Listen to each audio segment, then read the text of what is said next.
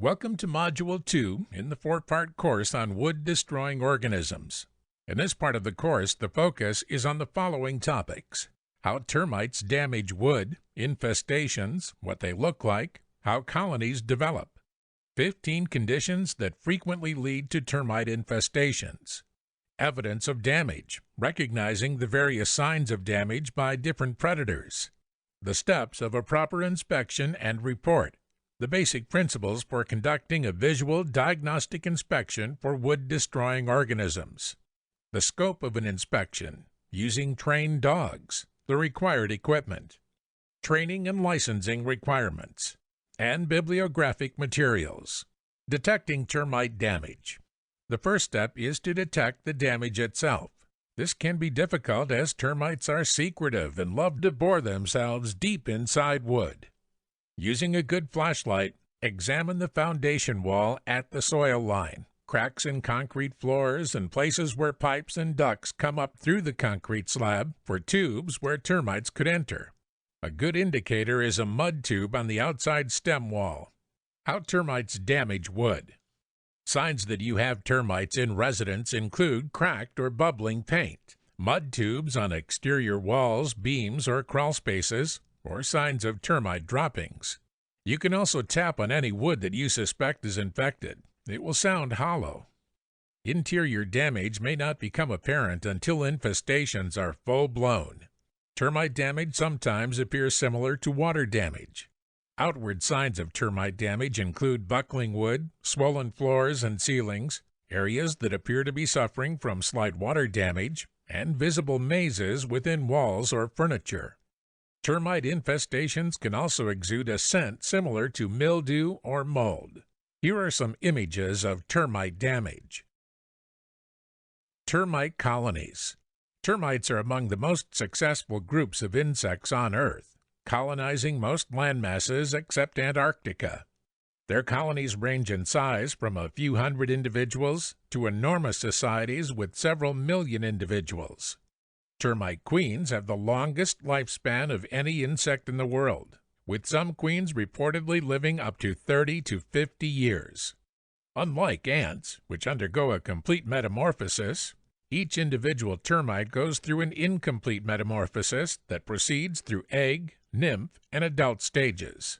Colonies are described as superorganisms because the termites form part of a self-regulating entity, the colony itself. The termite caste system. In many ways, the termite caste system mirrors higher-order primate socialization and caste organization. Their roles are illustrated in the image below. A. King. B. Queen. C. Secondary queen. D. Tertiary queen. E. Soldiers. F. Worker. Conditions which lead to infestations. The U.S. Forest Service has identified 15 conditions that frequently lead to termite infestations. Over the next 2 slides, we will learn these 15 conditions. Here are the first 7 conditions. 1.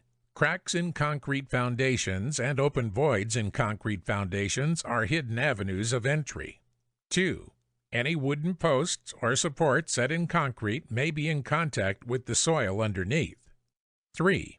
Concrete porches with earth fill may provide wood-to-soil contact. 4. Form boards left in place contribute to the termite food supply. 5. Leaking pipes and dripping faucets in the crawl space keep the soil under the structure moist. 6.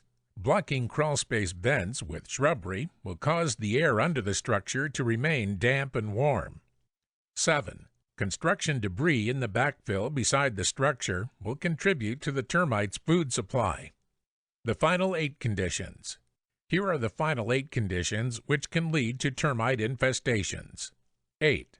Low foundation walls and footings will provide wood-to-soil contact. 9. Stucco or brick veneer carried down over the concrete foundation allows for hidden access to the structure. 10. Soil-filled planters built up against the side of the structure allow direct access into foundation cracks. 11. Forms left in slabs, where plumbing drains enter the structure, provide access. 12. Wooden porch steps in contact with the soil are entry points. 13. Heating units in crawl spaces maintain warm soil temperatures for termite colonies year-round. 14. Paper is a wood product. Paper collars around pipes and ducts also provide access to the structure. And 15. Wooden fences, trellises, and other wooden adornments up against the side of the structure may provide access. A proper inspection. Part 1. A proper inspection should be carried out by a professional home inspector. If you like what you heard here and would like to enroll in our course, just go to www.icaschool.com or call us at 888-374-4096. We have unlimited support and are here to help you every step of the way.